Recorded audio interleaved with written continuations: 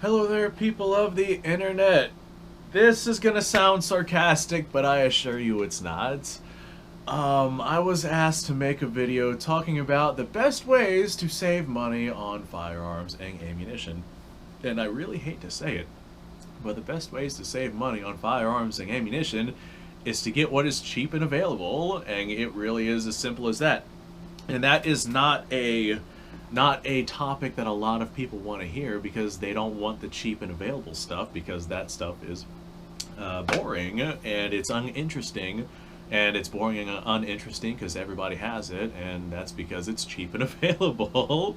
So, like, for example, I got some 22 long rifle here. This stuff is very cheap and very available. You can go out and get yourself like a semi-auto 22 for probably around $100, and a 22 revolver for probably around another $100. You know, $200 and a few other dollars to pick yourself up bulk 22, and you could have yourself a rifle handgun combo for not a lot of money. Granted, the capabilities of the cartridge are limited, but it's still not something that I myself would want to be hit by, not by any stretch of the imagination. But that's a good example of something that is cheap and available. If you need, say, a practical rifle for just a general purpose rifle, go out and get yourself an AR. A lot of people don't like it whenever I tell them that, but the reality is your bottom of the barrel basic ARs are actually quite decent nowadays. Like, your entry-level ARs are better than your high-tier ARs of the 1980s, and I think that says a lot for this particular platform. If you want something in 6.5, there's the 6.5 Grendels. You know, you can go out and get whatever you want in your AR platform. You want a 30 caliber, go get 300 Blackout. Bottom line, you can go out and get yourself an AR for not a lot of money. And if you want to conserve your monetary capabilities with your ammunition, go out and get yourself a 5.56 AR. Again, 5.56 is not a lot of money. Here in the United States, you can find this cartridge for probably about 40 cents a shot. It's not exactly the most capable, not the most predominant, not the most powerful, not the most... it's a good general purpose, do most jobs cartridge. It's not a do everything cartridge, but for the most part, most of us that need to be able to use a rifle to do any particular job, this right here should be able to handle it. If you need some sort of specialty situation, specialty job to be done that a 5.56 cannot handle, then maybe go with something like a 308. Realistically speaking, there is very, very little that a 308 cannot handle here in the United States. If you're going hunting in Africa or something like that, then maybe you might want something with a little more power, but by a huge majority, most people are not doing anything that a 308 cannot handle. But the beauty about a 308 is the ammunition is cheap and available, and you can get yourself a good number of different rifles chambered in 308. If you want yourself a battle rifle style, this right here is a Set Me C 308. I picked this up for probably about $600, and they can still be found around that price point.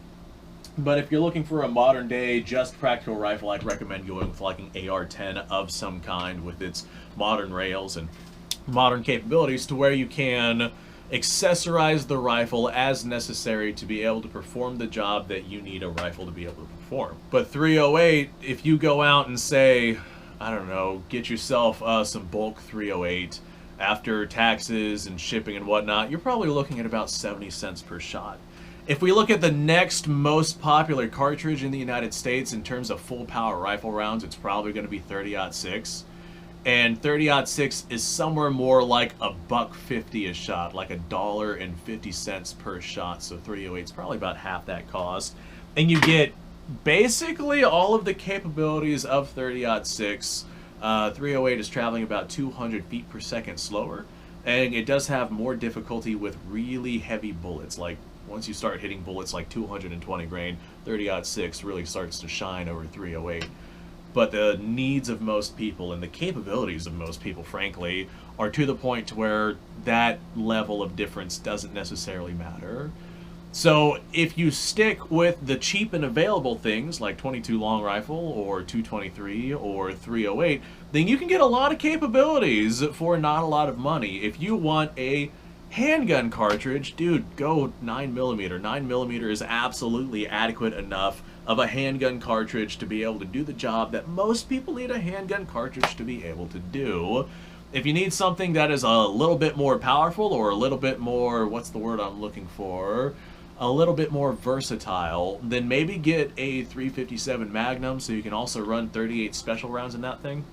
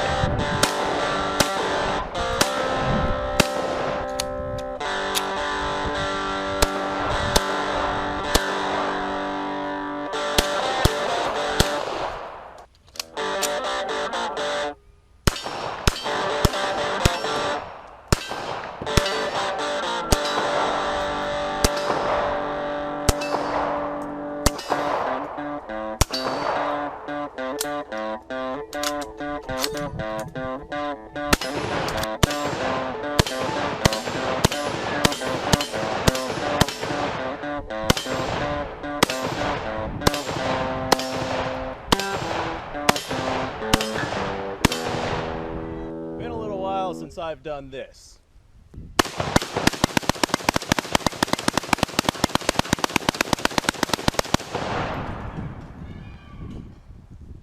Bonnie and Clyde be damned. The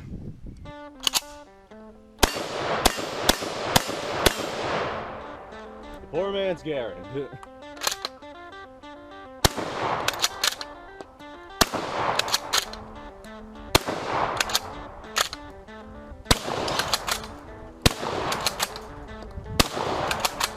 It's a shame that bolt-action shotguns aren't more mainstream.